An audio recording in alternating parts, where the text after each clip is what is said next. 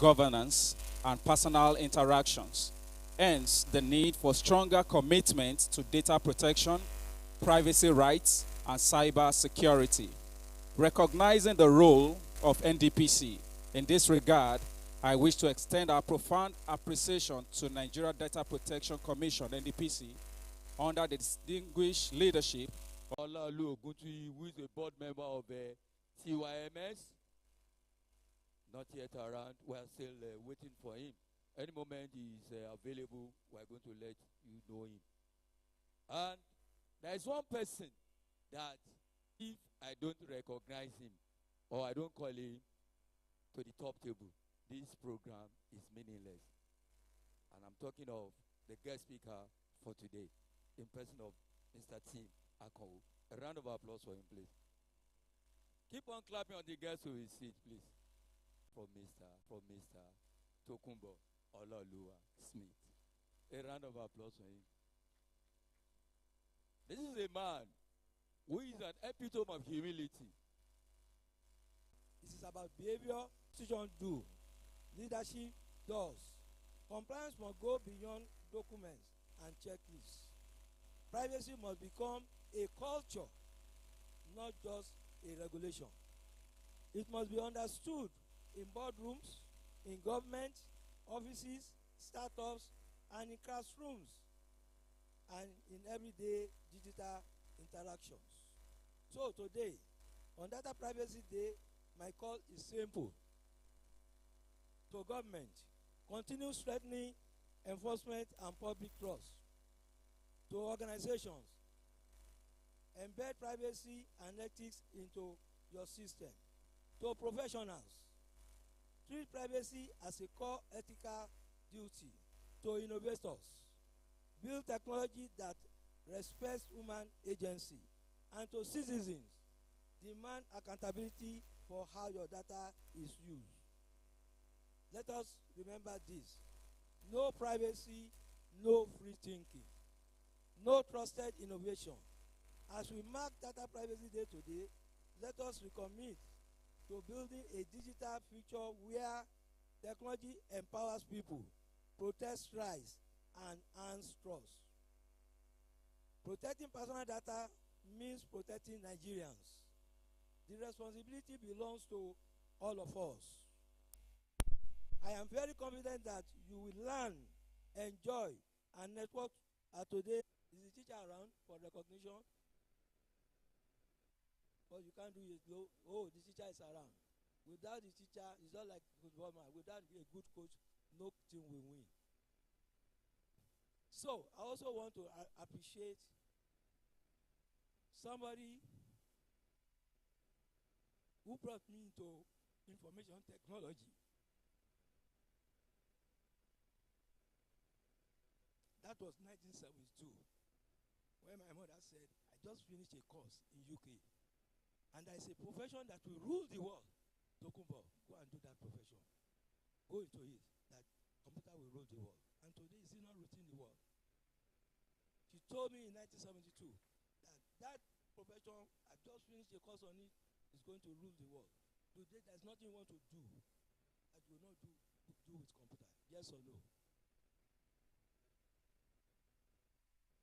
I want to appreciate my family, my children. They have been very supportive. None of them is around because they are not in this country. Thank you very much. It's always our practice that we recognize people very well. NSDC, please introduce your people. NSDC, please.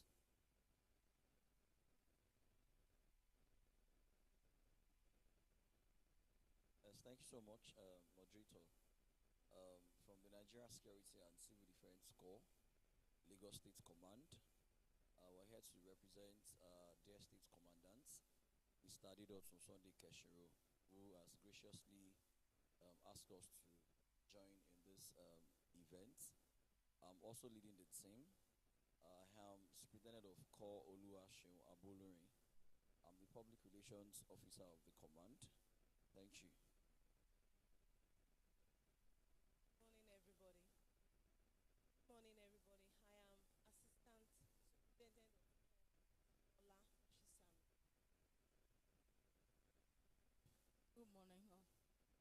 where you your Sarah ASC1.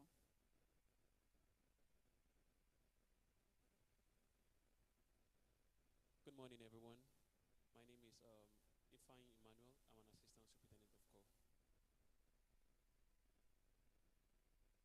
Good morning. I'm Adekomi Olubenga Ibukonlua, Deputy Superintendent of Corps. Thank you very much. Also, to the top table, we have the Deputy President of Nigeria Computer Society in our midst. Mr. Charles, please, to the high table. Okay. Mr. Justice Suji. And also to join us at the top table here, Engineer Gilbert Olaoluwa Oguntui, a board member of TYMS. DKIPBS. DKIPS, okay. Engineer Oguntui, please, to the high table, please. A round of applause for him, please. You're welcome. Always smiling. You're welcome. You're welcome. Okay, thank you. All the students, please come out. Students, please come out. No, not you. Those that have not, okay. Those that have just come. Please come out. Come out. Come out and introduce yourself. Come out.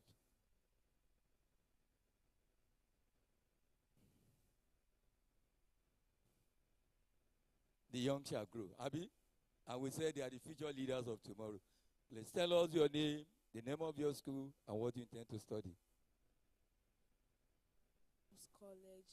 I came to learn about data privacy and protection. Nigeria. I want to study Good day, everyone. My name is Yem, and I'm Divine from T-Tops College, and I came here to study about data privacy, and I want to become a computer scientist and a lawyer in future.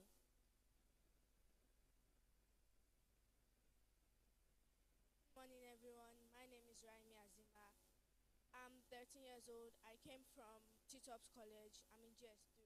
I came here to learn about data protection and data privacy, and I want to become a tech engineer in future. Thank you. Good day, everyone. My name is Bolo Asfeshino, and I stand here before you to tell you that I have come here to learn on the topic data privacy. I'm from T-Tops College in GS3, and I want to study computer science. Thank you.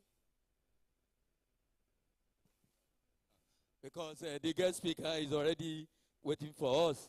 Now, we'll continue the introduction later because the guest speaker is already willing to discharge his presentation. So join me in welcoming the guest speaker of today, Mr. Tim Akou. You are welcome, sir.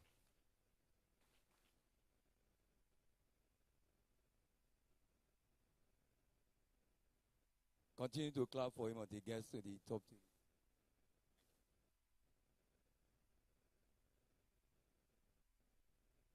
Good morning, everyone. Are we all celebrating World Data Protection Day? And it's been celebrated all over the world. This will be my second time of being invited as a guest speaker. I think the first time was about 3 years ago, the one we had at LCCI, from strength to strength. One of the few things we see individuals starting in Nigeria that have been growing from strength to strength is this event. On that basis, please let's recognize Mr. Tokumbo Smith for his persistence and consistency. You know, most times, but we appreciate what you are doing, Mr. Tokumbo Smith. Well done, sir. All right. I also want to appreciate all of us that are here today. Dr. Nokoya, we are so much appreciated. Yeah, Madam is my doctor, so my regards to her. And all the students who are here, I'm so happy to see you. You are the future of Nigeria. You are the future of our country. So whatever we want to say here, you are the one that will benefit most from it. So I want you to pay attention very well. I've had a lot of you, somebody say wants to be a computer scientist, he still wants to be a lawyer. All those things are possible. So you can combine, you can do, we have people do 4 degrees and then it makes them better. So whatever you want to do, I say yes to your dream. So and every morning you wake up, tell yourself yes to my dreams. Yes to my, I was in NYC yesterday to give a lecture, and that's one of the things I taught them, that the success rate in life is about 5%. See, from primary school, if Dr. Nokoya's check now, the people you started primary school with, where are they now? Only 5%. The people you started secondary school with, only 5% that will succeed. And our people in uniform, I saw you 3 years ago too. I'm happy that you are committed to data protection. So, NYC, oh, I was at your Yanakwaja yesterday. I don't know how many of you are there. So I'm also happy to see you. Everyone, you are all welcome. I was asked to speak on an interesting topic: privacy in the age of emerging technologies, trust, ethics, and innovation. Well, I will go through, I just prepared 7 slides. I woke up around 2 a.m., like my practice. I don't go to any lecture until I have something fresh to tell them. And I don't go back to my previous past lectures. I do it every day. Up to 6 p.m. yesterday, I didn't have a clear direction of what to say today. Although I have a presentation which I already sent to Mr. Smith, but I always want to have something fresh. So by 2 a.m., God wake me up, and he started explaining to me what to share with you. So what I have here is what God told me to share with you. What I put on my slides are the things I prepared by myself. So I would rather obey God than to obey myself. So that's why, and I promise you it will be interesting. So I will start with definition, and then after definition, I dwell briefly about key relevant data protection agencies around the whole world. And then I'll move to data economy. And then I'll move to key issues pertaining to data privacy. And then my 6 parts concerning what we're here to do today. And then number 6, I say the road ahead. How do we navigate data privacy successfully? And then I bring it to conclusion. So when we talk about definition, the first definition we need to trash out is privacy. It talks about, is a technical and operational word. It talks about ability of you as a person to determine by yourself, for yourself, not yet there. Because when we talk about your information in behavior, but most importantly, that is new now, your thoughts. We have technology today that can perceive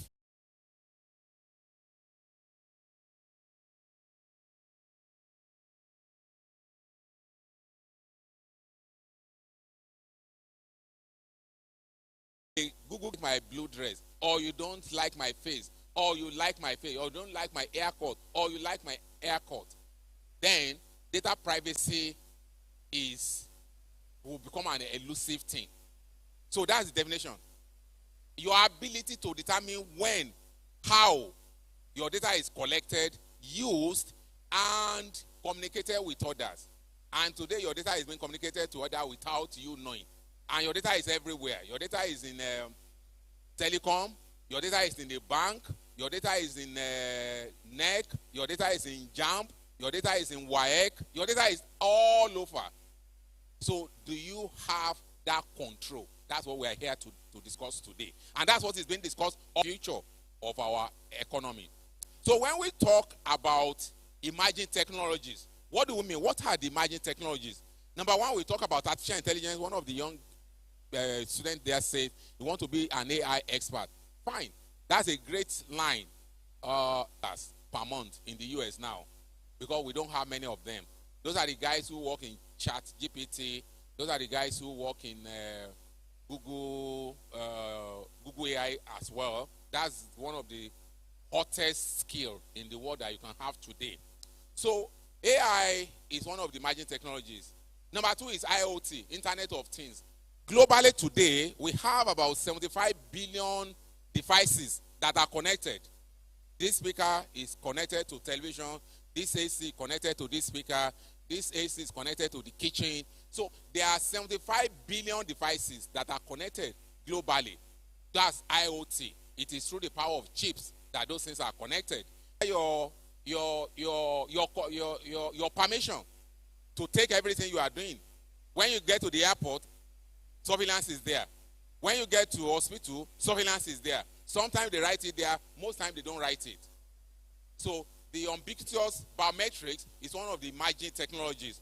And then the one that is scary most, and I have no control over that is going to happen, is what we call the neurotechnology.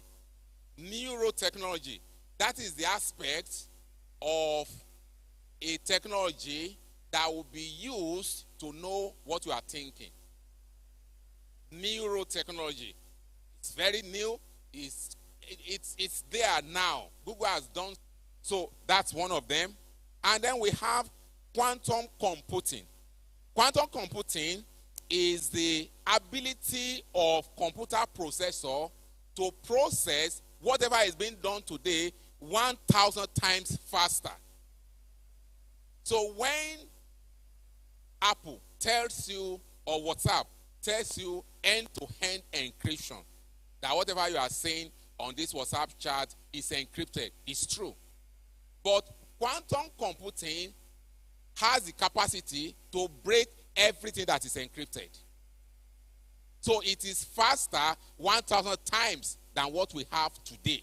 So that's emerging technology. So for any of you too who wants to be a manufacturer, and I'm going to share a slide with you on that. The research man will not be a manufacturer. It won't be Dangote. The research man will be in IT. And he's not going to be 30 years old. He will be around 22, 24, 21 years old. So get ready to be one of the richest men in Nigeria, in Africa. The age of, and that's the way it is in Europe and in the US. It's still Nigeria that we still have that, but it's going to change in your generation. So get ready. Who wants to be the richest man very soon? Another 10 years. Let me see your hands up. Okay, teacher, you are no more teenagers. We are talking about children. We talk about quantum computing. The other one that is also scary, probably you are going to hear the word for the first time. You've heard of AI, artificial intelligence. AI, artificial intelligence, about machine mimicking human beings. But there's another aspect now of technology which we call synthetic intelligence. Synthetic intelligence or agenic intelligence. Synthetic intelligence means that a machine that can think independently of human being. AI is still using human being. Everything you see on DeepSeek, everything you see on ChatGPT is a consolidation of all the data that exists all over the world to generate answer at the speed of light. But synthetic intelligence is the technology that can think faster than human being, better than human being, and does not seek your permission to start an assignment, whether to kill you or to make you to stay alive, from A to Z. That's an aspect of. Number 6, we have the biotechnology or gene editing. You've heard of genetic editing. Now that one is been done. Okay, doctor is here. They can edit the DNA of an unborn child. Genetically, they cannot edit it to either chubby or whatever. So that's another aspect of technology that your generation will have to contend with. It's already there. In North Korea, they've done some editing of gene to produce superhuman beings that can think 100% smarter than what I'm doing right now. India too, if you Google it, India, that time comes and it's going to be a contest of superhuman beings versus superhuman beings. And only God knows what will be the end result of that.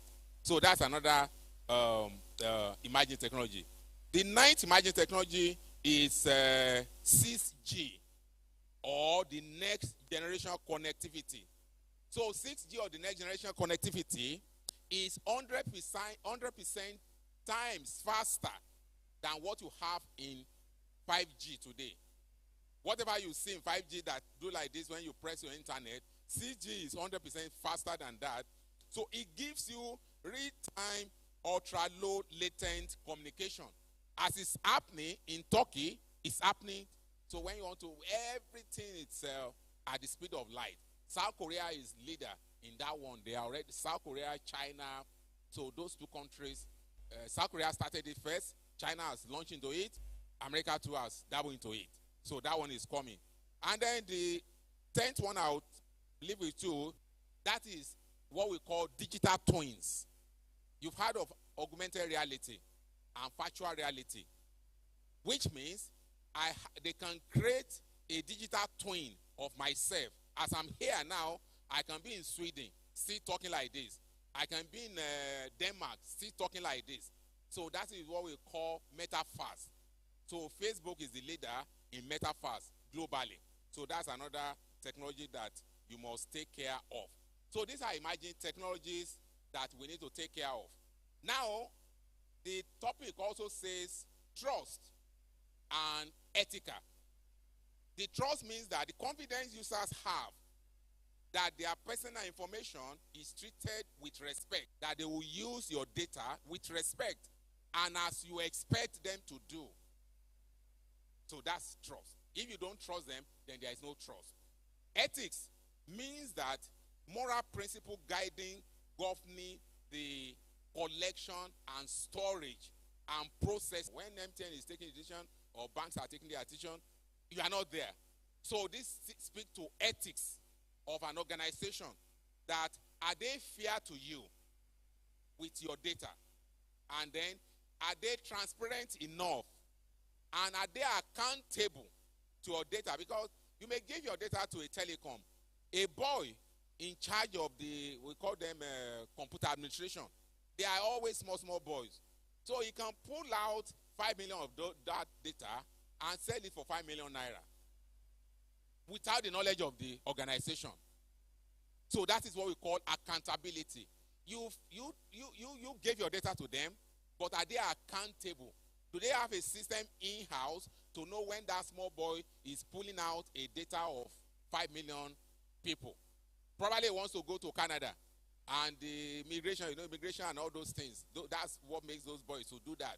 So they commit the sin, they go to pastor to plead for forgiveness later, and then they don't have that conscience that, okay, it is bad. So innovation now means, in context of all this, how do you kill innovation? So it means, how do we innovate in a way that will make you to trust the organization, in a way that will make the organization to be ethical? Because if there is a conversation around gene editing, is it ethical to recreate what God has done? So it's the new economy. Data is the new gold. For any of you who wants to be super rich, I'm not talking about small money, big money. Just think of what you can do with data, and which data can you collect that when you harmonize it, it makes sense to so many other people. Then you are in money. Facebook, Google, Instagram, Jeff Bezos, all of them is data. So the data companies have taken over from manufacturing companies. In those days, it used to be oil and gas. So, Mobil, Total, all those ones. Those are the richest ones in those days, 40 years ago, 50 years ago. But the situation has changed. Today is data companies that are the richest in the world. And that's what I've shown you. The topmost 10 companies in the world, Nvidia, that's the number one company to reach $5 trillion. Followed by Apple. Apple is $4 trillion. They are all sitting on data. Yes, they sell some product. Apple sells some products, but data is the key. So when you talk about Google, Facebook, Instagram, Twitter, X, they are all data driven. Why will Elon Musk buy Twitter for $40 billion? How? What's he looking for? Data. There is nothing in Twitter. He changed the name to let you know it's not the name he bought. If it's the name, he will retain the name. Some people buy something, I want the name. It's not the name. As at that time, Twitter had about 200 million people. and 200 million people, so it worked. So the $40 billion worked. And his data, your data is there, your data are there, your data is there.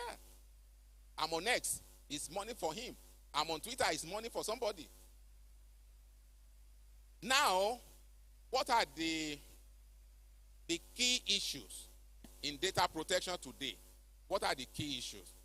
I listed 13 issues here, and I will move very fast. Number one, on data protection, we have fragmented regulations across the world. In US alone, we have 19 agencies that are in charge of data regulations. So when there is fragmentation, there is also tend to be what? Confusion. Which one do we obey? Is it GDPR? Is it this one? Is it that one? China has their own. Nigeria has their own. Everybody has their own. So there has not been unanimity of opinion or of decision on one single globally accepted regulation that if you pass this one, you know, in the pastors are here, the disciple went to Jesus Christ and he said, your depression, whether you have depression, so that they know the kind of drug they will recommend. They are looking for barrenness information all over. So when they ask you all those questions, so the head people are behind harvesting it. So number one is fragmented regulation. Number two, aggressive enforcement, especially in Europe. It has Europe, they find Google, they find Microsoft, but people are also crying that aggressiveness is also slowing down innovation. So Google is in trouble in Europe, Microsoft was in trouble in Europe, Apple was in trouble in Europe, so they find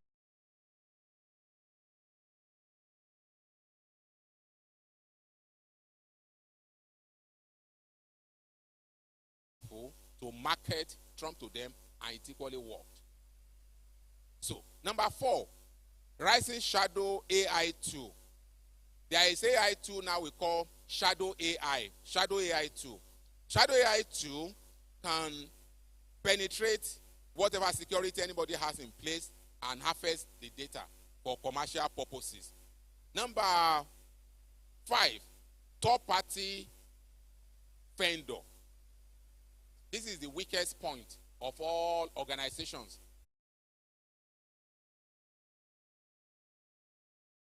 Counts, high staff turnover. I know some of us, you will be aware about 2 years ago, 4 years ago, some banks in Nigeria, they went down. Why? We've had a situation whereby in a whole department of a bank just resigned. I won't mention the name of any bank.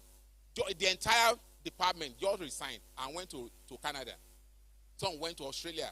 So that's when they say, it's glitches. You want to transfer money, say, that bank is not working again. What's happening to this bank? Is because of high staff. The money they pay them is probably 5 times what they earn in Nigeria.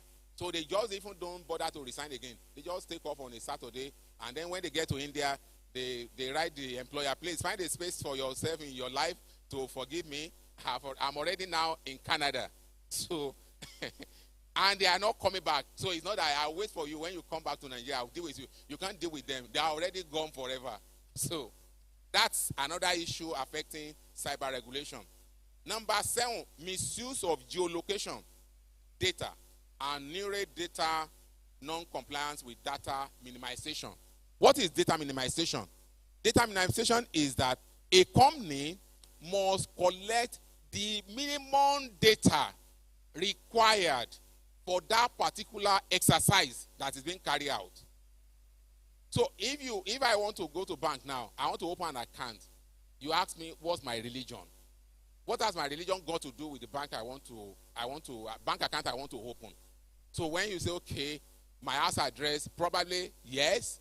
My telephone, probably yes. On that day, they say, okay, let's do this DNA tracking. It is about who has legal right to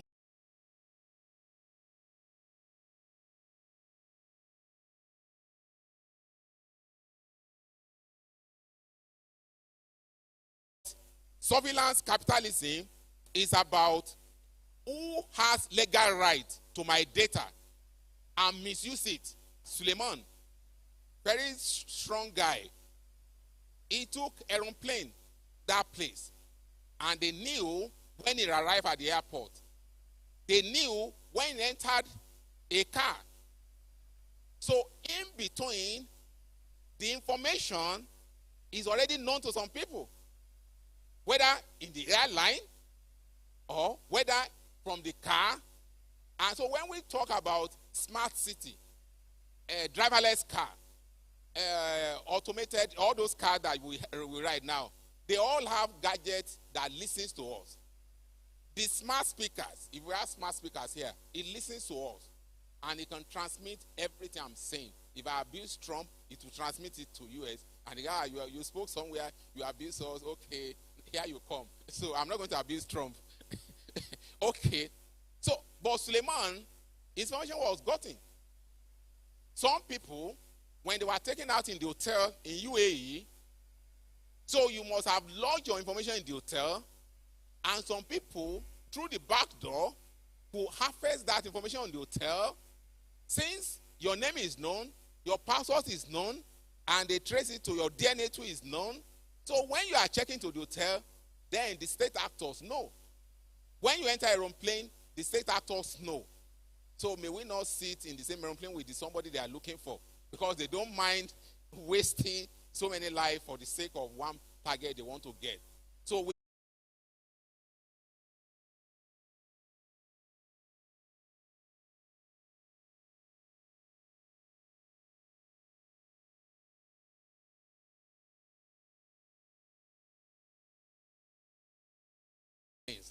but why in the West, it is effective is because the penalties are strong and they are obeyed to the letter.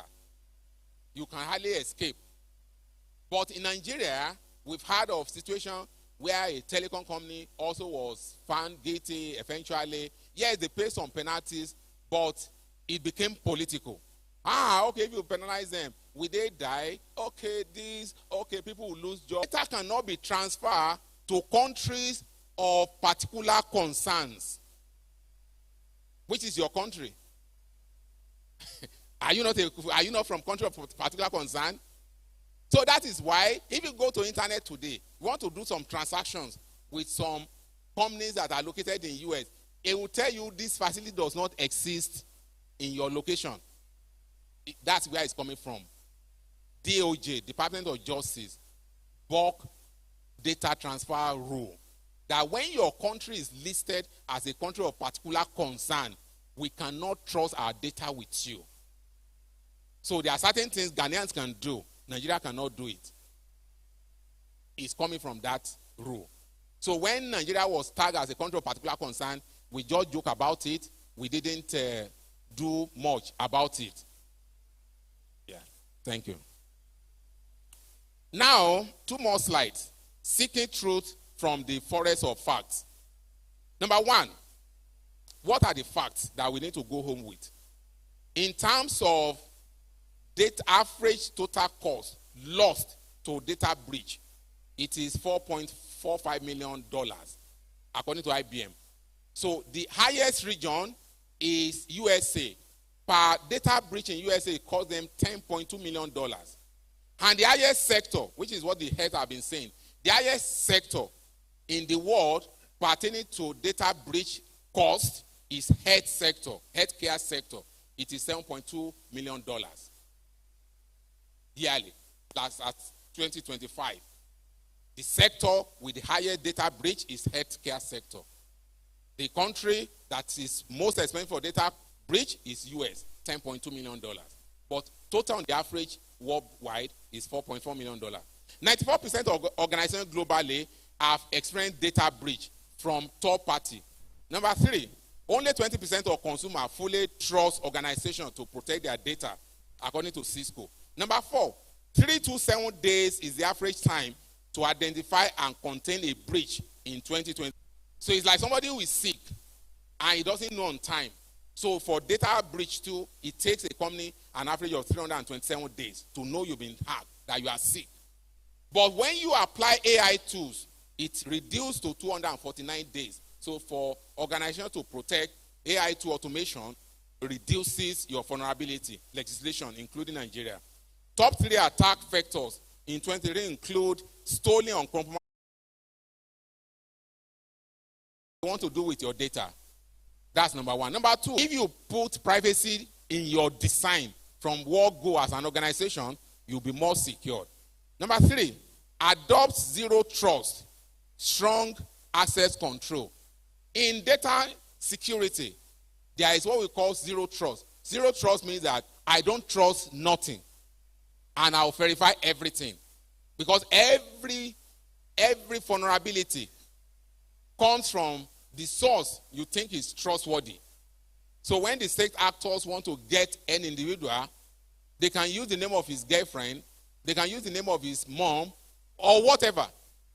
So, but for you in data protection, trust no one, trust no information, and verify everything. So we call it zero trust. Number 5, strengthen incident response and compliant handling. Number 6, protect against threat like AI enhanced phishing. Number 7, foster a culture of security and continuous improvement. And number 8, a post-quantum computing era is that we are going to be more vulnerable than we are today. And it's going to arrive between 5 to 10 years. The time to prepare for a post-quantum computing era is today.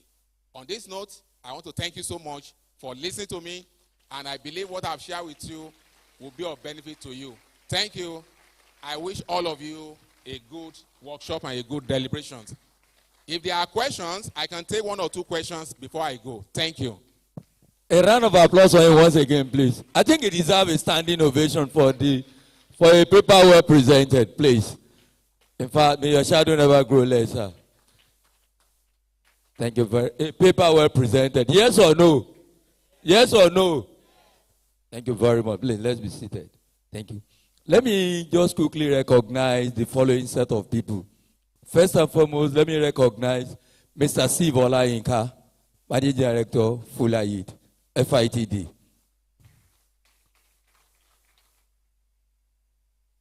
You know, I said that Mr. Tokumbo Smith is a trainer, and incidentally, the chairman of Nigerians of Training and Development is around, Mr. Muhyiddin. We also have the vice chairman around, who is an AI specialist. We used to call him the father of AI in Nigeria, Mr. Laja Shoniro.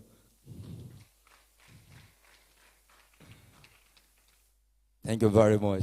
So without wasting much of our time, we're now moving to the panelists. We have the following.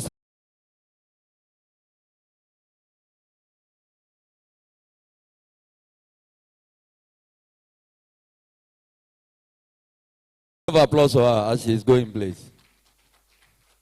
You can see her walking majestically. And finally, we have Mr. Justus Osuji.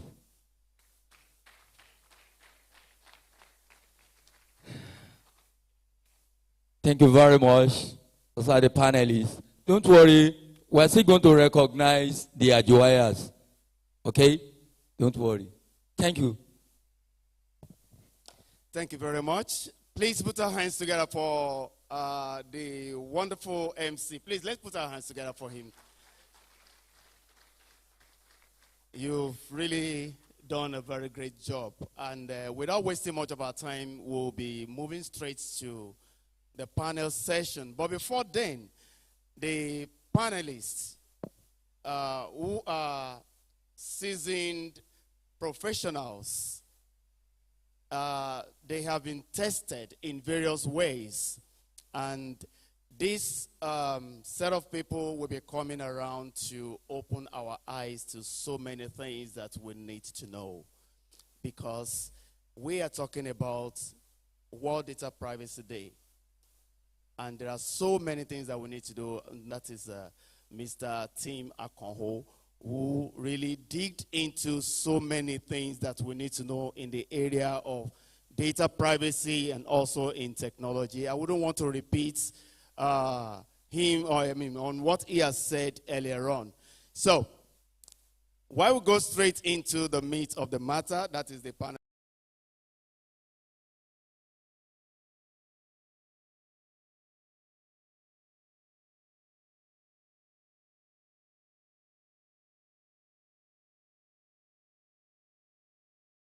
session.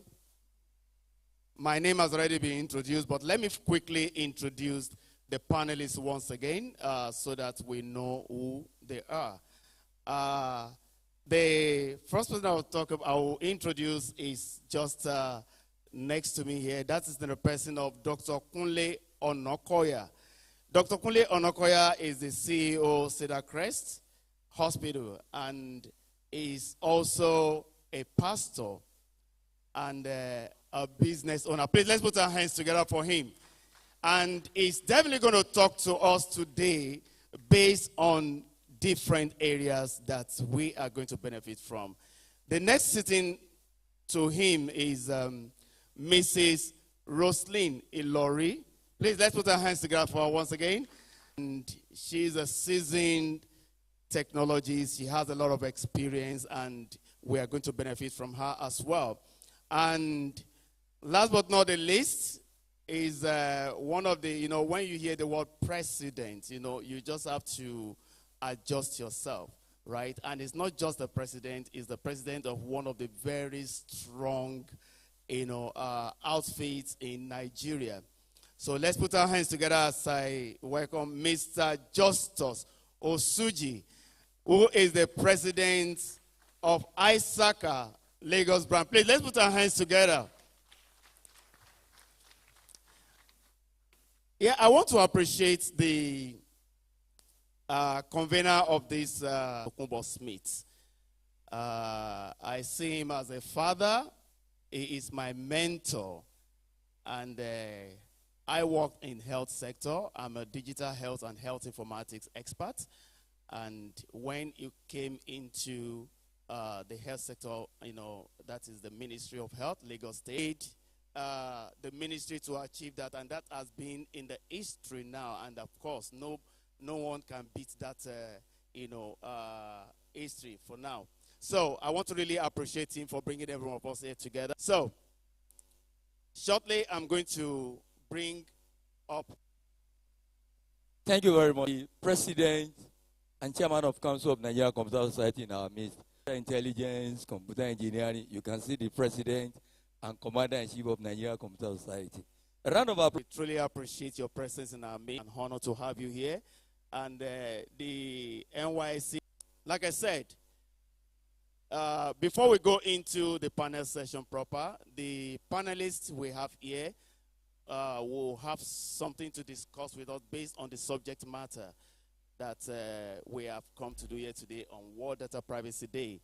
And the first person I'm going to call to the podium here is no other person but one of our very illustrious, and powerful panelists here. That is the person of Dr. Kunle Onokoya. That is the CEO, Cedar Crest Hospital. Please, let's put our hands together for him. Good morning, all, and thank you so very much for as broad an area I can. I went to a conference organized by the British Orthopedic Association. By training, I'm an orthopedic surgeon.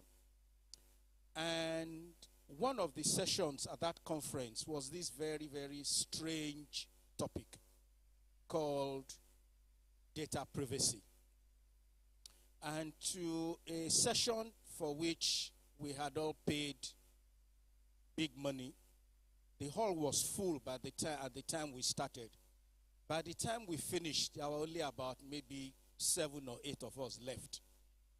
And those 8 of us were there, not because we understood what was being said, but more out of curiosity, that what has this got to do with being a successful surgeon? So you can imagine, if you have been reading the news, about 5 years ago, a Nigerian surgeon working in the States came up with a novel idea that it is possible to bring out a baby from the mother's womb, operate on the baby, and put the baby back in the mother's womb. That doctor's name is Dr. Olutoye. He trained in UCH. Now that he did that novel operation was not the problem. But suddenly, the issue of data then came. When was this child born? Was he born at the time he was brought out of the womb and the surgery was done? Or was he born when the mother finally, lives and social engagement follows? But you see, the big problem that technology and data have given to us is that those who need it have seen the age well ahead of those who possess it. And that is part of the name of your second wife, what they need it for. And very quickly, we in healthcare discover that that information that we have about you is extremely important. Extremely important.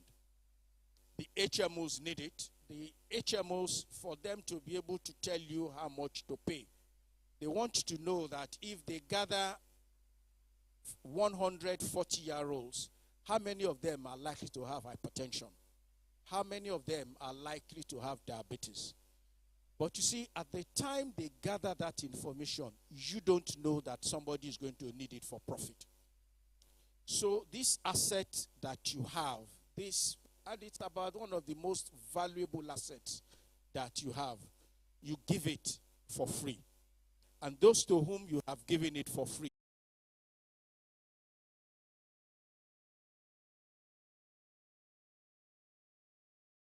it is really privileged information because we did this screening for this man.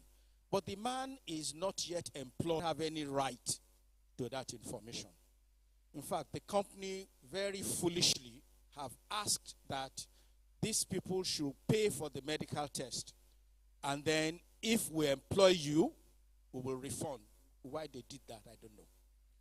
But so suddenly, what do we do with that information? It is privileged. It is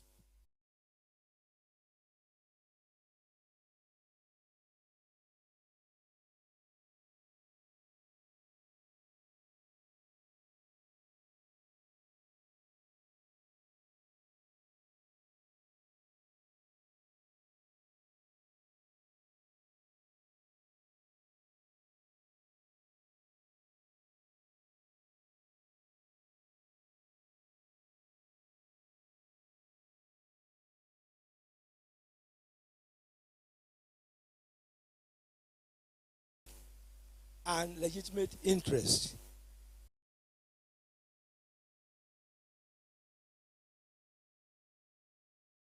Opportunity to present to our guest speaker, which is going to be presented to Mr. Tim Akano, in an appreciation for your presence and role as the guest speaker at the 2026 World Data Privacy Day and Summit, with the theme, Privacy in the Age of Emerging Technology, Trust.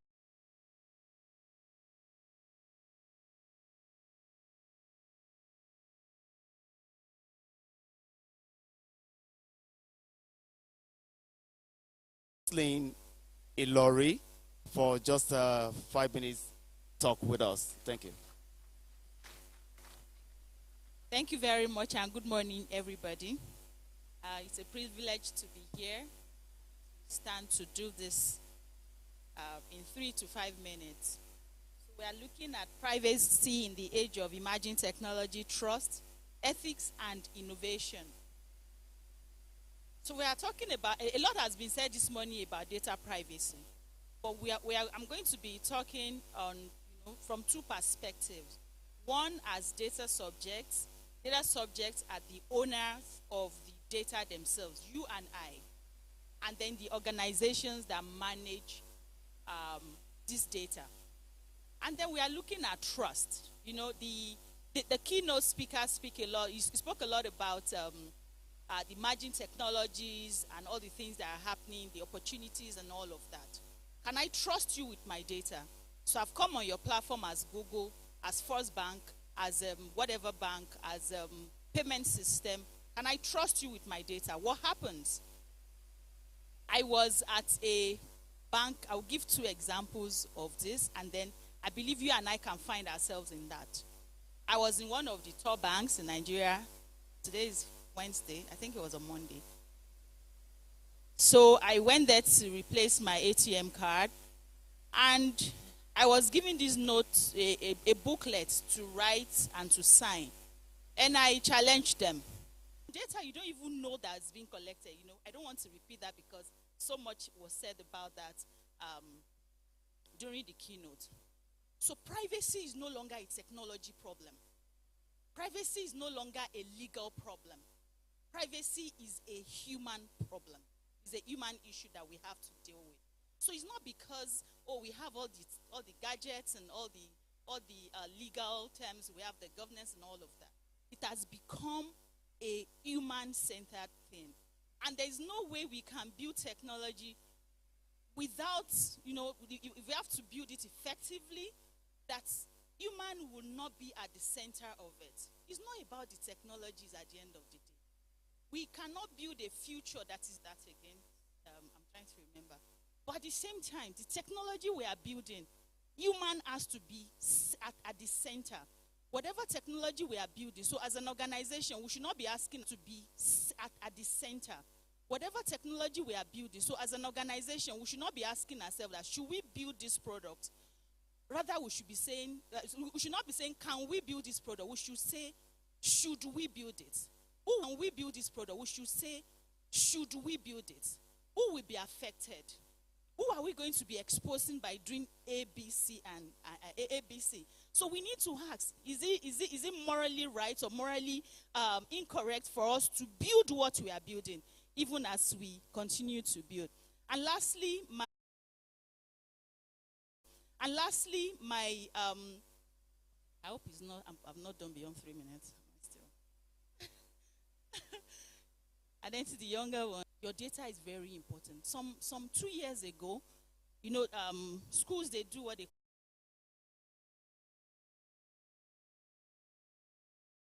some 2 years ago, schools, they do what they call yearbooks, where they have the pictures of all the students. They do it every year. I saw from this school. I've not had time to go because I don't have direct relation. Food is one of the from this school. I've not had time to go because I don't have direct relation. Food is one of the big names, if I mentioned. And I said, no, you cannot even do that for adults. How much more for children? So guys, that guy you are chatting with on Discord, how many people use Discord here? If people raise your hand, I know you do. How many people use Discord? How many play Roblox? All of us. We know how we chat. And parents, be careful. You think they are playing games? They are chatting. Because some of these things, they have built all of this. They are playing games. They are chatting. Because some of these things, they have built all of this inside. And as parents, as adults, we need to know Roblox. And then somebody can give it to you, and they can ask, and they can chat with them. Sometimes people they are chatting with are not children, but they don't know. But they need our guidance. They need us to guide. But if we don't know, how can we teach them? So we need to also upgrade. Thank you very much. Good morning. Thank you very much. Please, let's put our hands together for Mrs. Roslyn Ilori again. I'm so happy for the quality of Data Privacy Day, because starting from the beginning up to now, and I believe after now, we're still going to be getting some qualities here. Really, thank you so much once again. Really appreciate that. Without wasting much of our time, I'm going to call on Mr. Brief. Thank you. Thank you, and good morning, everyone, once again. I think we have heard a lot from the speakers already, but we have not still heard all. I want to make it a bit practical. Some of us, we scan with our eyes. You you speak, the phone recognizes your voice. How are they linked to us?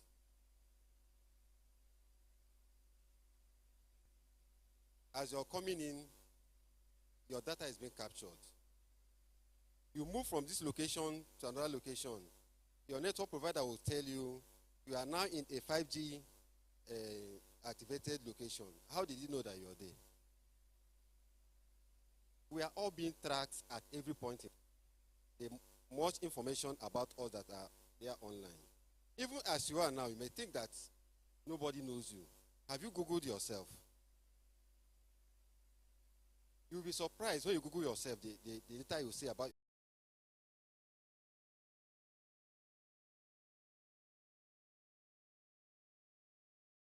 out. But to process it, you may have issues. But today, he talked about quantum technology as well. The more the volume you collect, the easier it is to process. Are being collected. This data can be brought together, analyzed in seconds. For those of us here maybe in security and the likes, you could remember some years ago, maybe if you're doing an investigation, somebody will steal. But today, apart from those that can maybe go and do some modification of their face and all that, somebody can easily be tracked unless you're also intelligent enough to know what to do. That is why I read a few weeks ago somebody that did something about 12 years ago has been on the run that was just captured. How did it happen? You may think that maybe you are invisible, but the phone you are using, at every point in time you go, somebody knows where you are. Even you enter Uber, it is your data. It still goes back to link without your phone number. Now the question is, all this data we are collecting, all this data we are submitting willingly and all that, although some of the speakers have mentioned, who monitors what and what they are being used for? Where somebody in the US to commit suicide. All those things are because of the information that was gathered about the person. Then you employ a staff today, just like he gave instance of fear.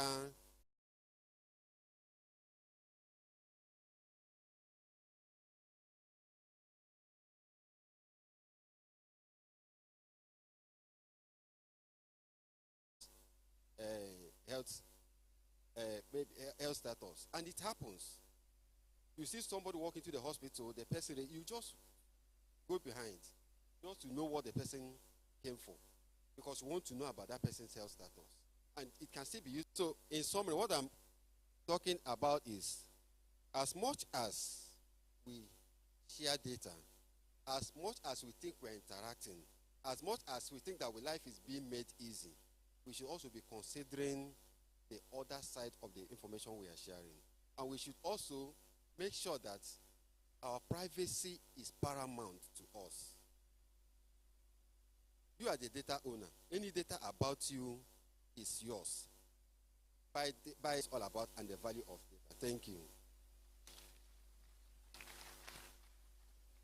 Thank you very much, message you just gave to us now. Very soon we'll be going into the panel session, and this session I want everybody to pay attention. Please don't forget, if you have any question in the course of this event, please do not hesitate to write your question down, and when it's time for questioning, medical history have used these words, and that was based on the fact that a colleague of mine was visiting from Germany, and they wanted to maximize the number of people you see. But when you gave us that data, you gave us solely for the purposes of care, not for the purposes of marketing, not for the purposes of business development. And a lot of the pensioners of that company have then reached out to their medical team and said, look, I have been given this appointment to come and see this person. and I want the company to pay. And the company is saying, but how did they even know? Aggregate them together and use them for things that are far remote from healthcare. So, from healthcare. So, and the data subject, if you are not careful, and they can do whatever they like with that data.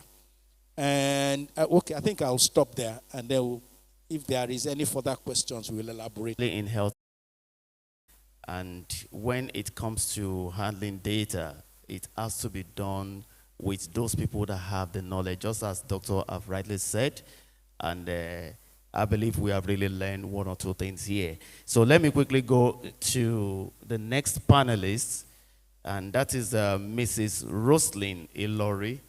Mrs. Roslyn Ilori is a tech guru, and she introduced herself there when she came up.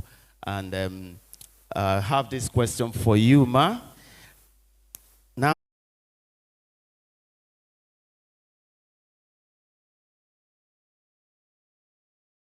then we go back after we are done and say, oh, how do we now bring data privacy in? It has to be part of the design from the beginning, from the foundation, so that it's built into it. Organizations know how to do this. Let me shock you. How many people use Netflix here? A lot of us, we do, yeah. There's something called data points in technology. Data points meaning that the kind of information that is collected about you. Can you guess how many data points Netflix collects in 1 minute when you are listening to a song or watching a movie? When you are watching a movie, I'm sorry. Can anybody guess, like how many data points, say in 30 seconds?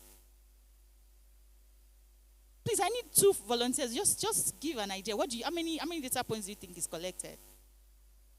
Sir? 20 million. Not up to that though. Any other person?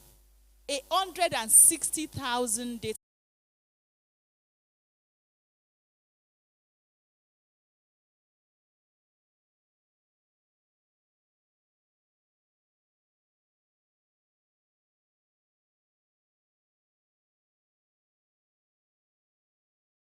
Protection. Why are you collecting my data? Why should I give you this? Somebody mentioned about out loud. So that's 2, accountability. Another thing that is important is engagement with the data subject. This is what we are doing. So we want to build trust. Like I mentioned earlier, you don't build trust on promises. You show it, you demonstrate it that you can trust us with this. So a lot of engagement, stakeholders engagement. The last one I would say is human-centeredness. And I keep saying that technology is not meant to think for us and to decide for us. It's only supposed to help us, to aid in decision making, not to replace us as human. So it's very important that the human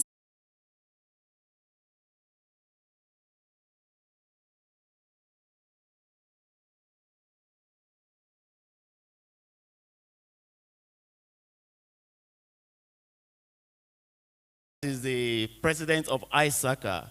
I just hope you know what ISACA is. If you don't know it, you need to Google it now for you to know how powerful that man that is sitting there is, right? So, Mr. Justus Osuji is not just the president of ISACA, he's also a banker, right? So there's nothing you can tell him about banking industry that he doesn't know. So I'm going to ask him this question. Sir, from a banking and financial services perspective, how can emerging technologies be leveraged to enhance innovation? To push this question to you, sir. As a pastor, sir, and faith leader, how would you build and sustain the trust of your congregation in ensuring the protection and responsible handling of their personal data? Thank you, sir. Well, I think by full disclosure, I'm a pastor in the Redeemed Christian Church of God. And church interaction with data, I will say, has completely changed in the last few years. When my parents went to church, you are completely anonymous to the church. And you can come and go and nobody knows. Well, maybe if you belong to a society, you are YMCA or you are a Beaya bishop, then at least they will have your address so that they can come and visit you on the day of the meeting. But that is all. Otherwise, you are completely anonymous. But now, the church interacts with data and data gathering at a much more sophisticated level. In my church, about 40% of the congregation is online.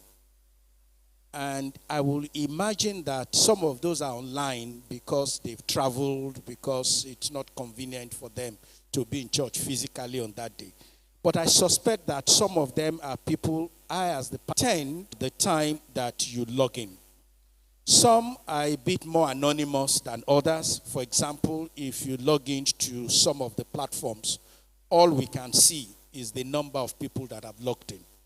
But some are much more revealing because not only can we see the number, we can see you, we can see your name. And in this day, once we know your name, really, we know you going to come to me, not to talk of my data. They don't even know.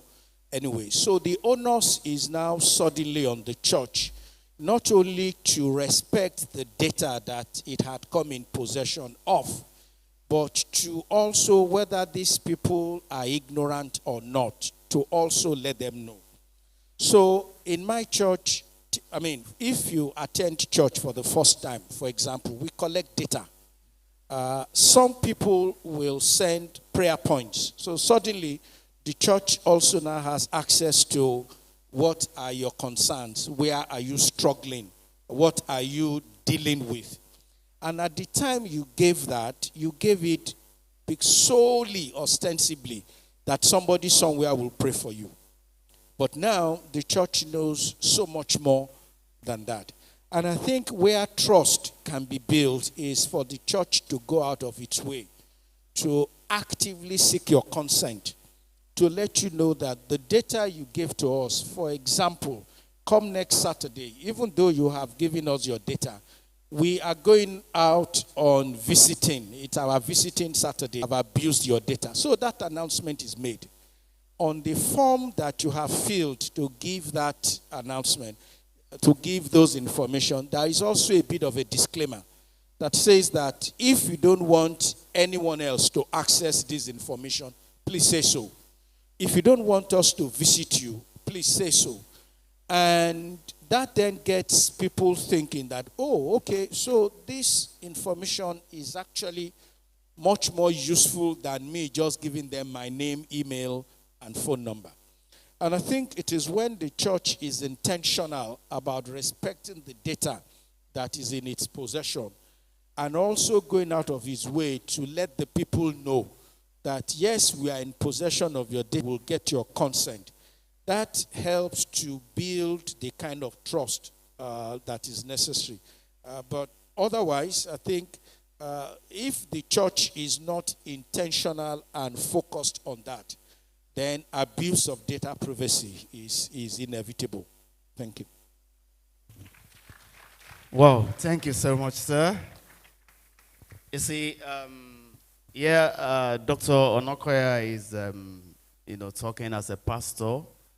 And also this is also applicable to the Islam, right? Because I know that, the same thing that we're talking about, also happen in Islam, where, those people that wants to really contribute to build, mosque or something like that, they ask them to maybe to pay through electronic channels and stuff like that. So, and through that, the personal data, the financial data of some people can be easily accessed.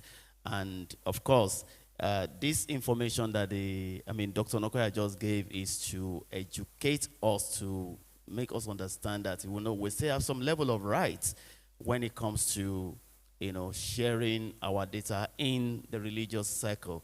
And this is very interesting. Thank you very much, sir. We really appreciate that. I'll be going to, yeah, please, let's put our hands together, please. Even as a moderator here, I'm learning a lot. I've said this earlier on that the caliber of people we have up here, they are extremely seasoned in their areas of expertise, and I'm so happy that I'm among them here. So, Mrs. Roslyn, you are not just a tech person. You know, when it comes to data governance, you know, and stuff like that, you are also, you know, an expert in this area. And I'm going to just ask you this question. What governance frameworks and accountability mechanisms are most effective in ensuring that innovation in artificial intelligence and digital technologies does not compromise individual privacy rights, and societal values? Question. So is a responsibility, you know, from the governance perspective, one as organization and then as the public sector. The first thing is in the area of awareness, and I think Mr. Smith has done, you know, he has done a whole lot that some of us are still looking up to. One day we'll get there, you know. So number one is in the terms of awareness, which is one of the things we are doing today, so that one, people are aware. So it's not just about dropping regulations, bringing the act, this must be this. If people do not know, it will become very difficult. The other part is continuous monitoring. So let me release.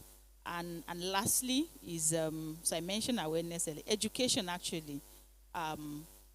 In terms of responsiveness, are we ensuring that the technology that we are using, that we are bringing, we are building that responsiveness into it, that we are actually taking responsibility of that. So that's also another point that is very important in that regard. Thank you. Thank you very much, Ma. Please, let's put our hands together. You see, governance is very, very important when we're talking about technology. Mrs. Roslyn, you know, I've dealt, you know, with that. And of course, when we're talking about data governance, it is very important that the government is a rules, you know, regulation is put in place, just like we have in NDPC, that is going to guide people to make each individual to be responsible.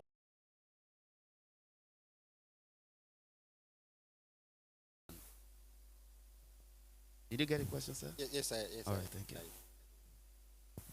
Okay. From the perspective of ISACA, I would say ISACA is one of the pioneer organizations anyway that brought, that talked about governance. We have two major frameworks for IT, which is GoBit from ISACA, and we have ITIL.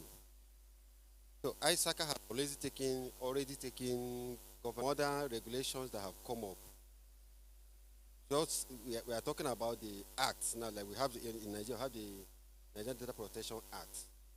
So all these are, even as ISACA also has a certification also now for data protection as well. So that tells you how serious they take protection of the, data. And in all this, there have been several seminars, lectures, and all that for members of ISACA and the general public. There have been awareness and a lot being done by ISACA to make sure that data is being regulated properly. Most of the organizations today have what we call DPOs, Data Protection Officers. The ISACA CDPSE is one of the qualifications for that, and we also have the CDPO from the IIM that also, those are certifications for data privacy. So from the perspective of ISACA, it is a very serious case. There are frameworks that organizations have been encouraged to adopt, and many organizations actually, for instance, if you come to banks in Nigeria, come to telcos in Nigeria, all of them have domesticated these frameworks to guide their own processes. Most of these frameworks are developed in such a way that organizations can localize them to their own operations. That's how they are being developed. Thank you. Thank you very much. Please put your hands together for Mr. Osuji. And we are really, new with this, but because of our time and we don't want to keep our audience waiting. And in summary of what we have just talked, earlier, starting from Dr. Nokoya, Mrs. Roslyn, and Mr. Osuji, what we, the summary of the whole thing is that it is very important that, we are all aware of the importance of data protection, both in healthcare industry, in the area of technology, in banking industry. We need to have that understanding. I'm so happy that these children are here, and I'm sure that, this is an era where children can even start teaching from. So I want to really appreciate our great panelists. Yes. Okay, sorry. Yeah, I know that we have some questions from the audience, so please, over to the MC. Thank you. Thank you very much. A round of applause for the moderator and the panelists. They have actually done a very wonderful job. Now, we are now under question and answer, contributions, and what have you. We have actually done this thing in a way that is not going to be rowdy. I've gone round, I've been able to pick two people from each role. Please, don't be annoyed if you are not, but you can put your question in writing. You can send it to the moderator or to the convener of this program. So, role one now. I have two people. First and foremost, I have Mr. Steve Olayinka, FITD. A round of applause for him, please. And the second person on that role is Pastor Dakbo Awoshika. So, Mr. Dakbo Awoshika, please stand up for recognition, please. Okay. Please. Question, contributions, and what have you. A round of applause for him as he's coming to the... That's another guru in IT. Thank you very much for this opportunity. Well done for a job well done. I just want to ask, I see the owners of this is sitting on the data subject. That is you and I that are sitting in the hall, and a whole lot of others are there. Businesses need data. So when they engage us, or when we contact them, or when we interact with them, they demand for the data. And whether we understand or we don't, we give the data. And at the end of the day, the pressure is on us that they are using this data against our wish, not only against our wish, but also in their financial interest. So this is putting an alarm in our head. It's making us to get disturbed. The regulations, the rules, they are there. But businesses still go ahead and do this. What do you think is our recourse in a situation like this? The information have been released, and of course it is giving us some concerns. What can we do? Thank you. Thank you very much. Just take the two questions. Okay. Thank you for the... Okay, who's responding? Pastor Awoshika, please. Pastor Dapo Awoshika, please. A round of applause for him, please, as he's coming.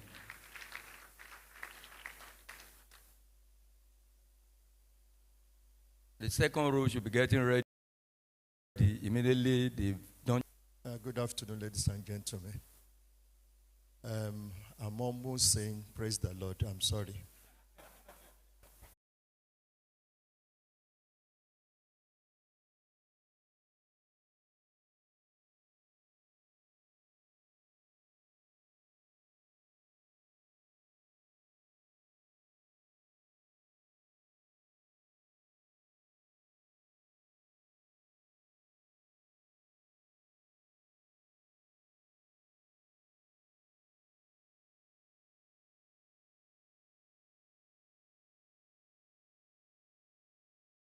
now take me to court because I violated your policy.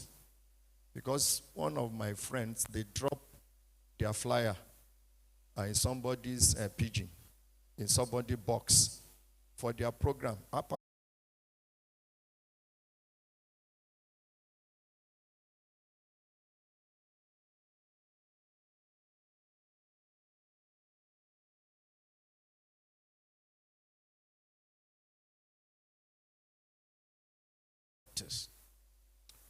I had an experience similar to that. Several years ago, we were sharing flyers. And we went to an estate and we were told clearly that in this estate you cannot share flyers. But there was a vendor at the gate of the estate. So we gave the vendor some money and gave him our flyers.